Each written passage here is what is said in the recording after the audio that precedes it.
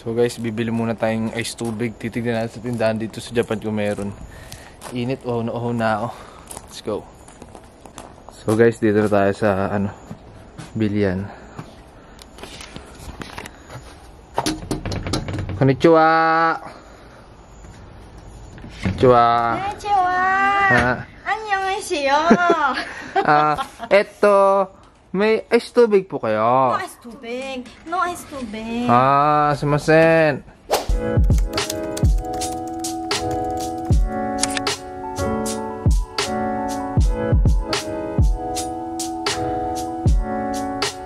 Hello guys and welcome back to another vlog. For today, mag-house tour tayo. House tour ng mga traditional Japanese house. So, tignan nyo naman yung outfit namin. Look, here's my sis. Okay. So, ayan, let's go. Pumasok na tayo. And come. So, first, syempre, ito yung parang area ng tanggalan nila ng mga sleepers or dito iyahang yung mga kapag nag-i-snow, dito iyahang yung mga jacket and all or mga payong. So, tanggalin muna natin yung ating shoes. Look, ang nice na kanilang receiving area. Meron pang ganito.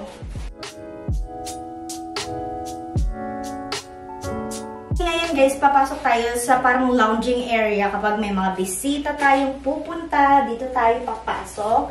And, wow. Ayan, and makikita nyo guys, talagang traditional Japanese house. Kasi, talagang tatami pa yung kanyang flooring. And guys, kung nanonood kayo ng Doraemon, talagang yung bawat details ng bahay na to is same sa bahay nila Nobita. So, open natin. Ayan o, parang gaganyan tayo. Sophie, upo ka dyan. Mag-chat tayo. Chef-chef! Ganon ang effect. At dahil 2023 na, hindi na tayo magwawalis, magva-vacuum na tayo. Hindi na tayo para mag-traditional kapag maglilinis. And guys, etong parang divider na to is hindi talaga to ganito. Pinalitan na lang kasi summer na, mainit na. As you can see dito sa costume ko, pawis na ako. Pero pinalitan na to, pang summer na tong divider na to. And guys, tignan nyo yung details ng mga design. Grabe, talagang detalyado.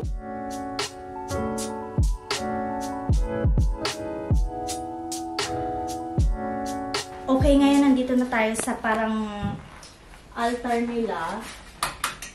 And guys, ang ganda. Kasi bawat, look, merong mga details. Lahat ng mga divisions nila, lahat plakada. Ito yung parang upuan ng Japanese. Ang tawag dito is zabutong. And kapag uupo ka, ganyan. Ayan, diba? Ganyan ang effect niya. Okay, so wag kayong malito kasi dyan sa likod nyo is yung parang entrance. So, pagpasok nyo dito, merong hallway. And ito yung mga rooms na pinasok natin kanina, yung lounging area. And then, ito yung hallway, guys. Nandito sa taas, yung kanilang parang altar. Ganon. Hindi, altar din siya, guys. So, ayan. Ayan siya. So, pinapalitan yan ng mga yung dahon-dahon. Yan, pinapalitan yan. And then, dito naman, dito ka mag-e-emote kung ka gusto mong mag-emote. Ayan. Tatambay. Sa mga mahilig sumanood sa anime guys, ito ganito yung matambayan nila. Tatambay kang ganyan. Ohayo gozaimasu! Gaganyan ka sa mga kapitbahay. O, diba? So, kapag may inuman, dito kayo. Dito kayo makipag-inuman. So guys, lahat ng mga walls dito, kung hindi siya mga sliding, window siya. So, I mean glass door. So, ayan, kitang-kita mo lahat ng liwanag sa buhay mo. And ito yung entrance kanina. And merong pintuan dito, guys. So, pasok tayo. Kasi ito yung mga parang pang-visitors na room is napuntahan na natin. Ngayon, dito naman tayo sa pang-family lang. Yung parang private area ng bahay. So, pasok tayo. Sorry, may kalat dyan eh. Bawal makita. Pero another room to. Okay, nandito na tayo sa mga CR, guys. Ang daming CR dito, 3. So, sa Pinas, isa lang sama-sama na. Ito, ihiwa-hiwalay. Ito, pang lalaki. Ayan, nakikita niya naman. And, look yung loob. Talagang pang mall. Ano to? Robinson. Yan yung CR. Pang lalaki. Tapos dyan maghuhugas. Or kung gusto mo dyan umihi. Charos. Binatry mo na dyan ka umihi. Hindi. Okay, so yan yung pang boys. And then, eto naman yung pang girls. And alam nyo naman guys, kapag Japanese, talagang automatic yung bowl. And talagang may mga pindutan. Parang elevator. So, ayan. Ay, sorry. Na-distort. Gumenne. Ayan guys, yung CR na pang girls, color pink. And meron din mga pindutan dito. Yung flash, panghugas ng caps, blower ng caps. Pang-uli. And ito sa puwet. So kapag nag-flash ka guys, may lalabas dito. So yun na din yung lababo niya at the same time. Look. Mag-hugas muna tayo. Hugas muna. Ayan. Okay, so yan yung pupunta sa may flash. Kapag nag-iipon ng flash dito, pwede mo din siyang gamitin at the same time. So, di ba, usable. Usable. So, ayan, kapag gusto mo mag-emote, dito ka mag-emote. Ganon. Okay, nandito na tayo ngayon sa paliguan. Ito na yung, meron ditong lababo and washing machine. And ito, yun talagang kapag maliligo ka na, ito na talaga yung CR mo. So, ayan. Yung ating CR. Okay guys, so ito yung pinuntahan natin ng hallway na puro CR. Ayan siya. Okay, tapos sa likod niyan is yung back door. So ito yung back door. Ayan. Dito kami usually pumapasok kasi diba, dito sa Japan, baliktad. Sa likod talaga pumapasok. Okay, ngayon papasok na tayo sa private area din ng house. Talagang dito lang yung mga family. And kapag super close friends mo na, papasukin mo na dito. Let's go! Dahil feeling ko close na tayo, pumasok na kayo. Ayan, so this is the kitchen area. Ayan yung kitchen. Ayan. Dito kang maghuhugas. And this is the ref. Okay, so pasok tayo. Dito kami guys kumakain. Ayan siya. Yan yung kainan. And then ito, nabubuksan din to. So, let's open. Ayan guys. So, nabubuksan din siya. So, kapag gusto nyo mag-karaoke, pwede to. Punta lang kayo. Charis. Okay, so dito lang tumatambay. Dito kami tumatambay kapag bagong gising, muni-muni, dito lang. So, family area. And, syempre, medyo makalat kasi laging ginagamit. So, akyat na tayo. Let's go! So, guys, ito yung part ng bahay na talagang plakadong-plakadong parang Doraemon. Kasi, pagpasok ng bahay ni Nobita, ito yung kwarto ng nanay nila. And, ito yung hagdan. And, kahit yung handle ng hagdan kamukha sa Doraemon.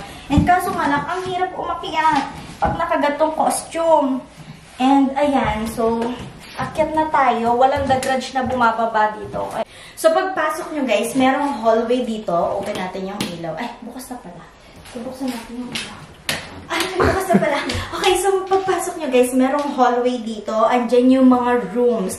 And, dito yung toothbrushan namin. Ayan, dito yung toothbrushan namin. And, makikita nyo naman yung Japanese product. Diba? And ito, yung CR na pag kunyari, inaantok ka pa, ayan, basta ka mag-CR, walang mga ano-ano dito. Kasi bowl lang naman ng laman neto. So, syempre guys, habang nagmumuni-muni ka sa CR, dapat meron kang plakadang view. So, ayan yung view natin sa CR, guys. O, diba? Habang umiiri ka, nanganganak ka, yaan na ang view. Let's go! Pag akyat nyo, meron first room. And this room is kay Sophie. Yan, ito yung kanyang room. And medyo makalat. And then, meron pang isang kwarto dito. Ayan, kwarto yan. And then, ito, kwarto din to. This is my room. And when you open it, meron tulog. O, serious siya dyan sa ginagawa niya. Okay, next room naman guys is eto. Ito yung room na talaga namang maganda ang view. So, every morning, talaga namang plakada siya. Tapos guys, habang nag-exercise ka, syempre, tinitignan mo yung view. So, ganyan-ganyan ka. O, diba? Hello! Happy bahay! Ganon. Ito yung connecting room, guys. Dito is parang mga sampayan lang namin. Ginawa lang namin siyang sampayan kasi walang magawa. Charot. Ayan, ay, may mga panty bra. Bawal makita. And ito naman yung pang 6 na room, guys. And nilagyan na lang namin. Dito namin nilagay yung mga luggage namin. And lastly, yung balcony. So, dahil balcony siya at Pinoy tayo, ano pa nga bang kakalabasan? Yung terrace, sampayan. So, ayan yung sampayan. Ayan yung sampayan. At mga kapitbahay. And that is it for our house tour, guys. And I hope you like this video. And guys, may mga napapanood ako sa TikTok na if ever pupunta kayo sa Japan, mas okay ma-experience yung Japanese house compared to a hotel. Kasi guys, ang ganda talaga ma-experience yung Japan vibes. And ayun, ang ating Japanese traditional house tour. Thank you guys so much for watching. Please don't forget to click the subscribe button. And follow me on all my social media accounts. And bye! Arigatou gozaimashita! Picture lang naman. Hi, B! Hello! So, nag-outfit na din siya, guys. Watch out! Oh, let me check your outfit. Hoy! Konnichiwa! Konnichiwa!